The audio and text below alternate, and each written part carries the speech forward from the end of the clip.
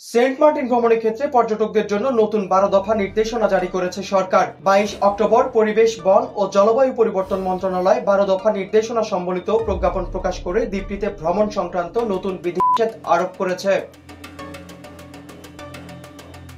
প্রজ্ঞাপনে বলা হয়েছে, মন্ত্রণালয়ের অনুমোদন ছাড়া সেন্ট মার্টিনগামী কোনো নৌযান চলাচলের অনুমতি দিতে পারবে না বাংলাদেশ অভ্যন্তরীণ নৌ পরিবহন কর্তৃপক্ষ।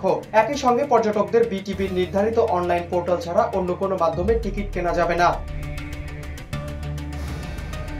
নতুন নির্দেশনা অনুযায়ী আসন্ন মৌসুমে পর্যটকদের ভ্রমণ সময়সূচি কঠোরভাবে নিয়ন্ত্রণ করা হবে। নভেম্বর মাসে পর্যটকরা কেবল দিনের বেলায় ভ্রমণ করতে পারবেন, তবে ডিসেম্বর ও জানুয়ারি মাসে সীমিত পরিসরে দ্বীপে রাত কাটানো যাবে। ফেব্রুয়ারি থেকে পর্যটক যাতায়াত পুরোপুরি বন্ধ থাকবে দ্বীপটিতে। গতবারের মতো এবারও প্রতিদিন সর্বোচ্চ 2000 পর্যটক দ্বীপটিতে ভ্রমণের সুযোগ পাবেন। এছাড়াও সেন্ট মার্টিনের নাজুক পরিবেশ রক্ষায় দ্বীপে কয়েকটি কার্যক্রম সম্পূর্ণভাবে নিষিদ্ধ করা হয়েছে।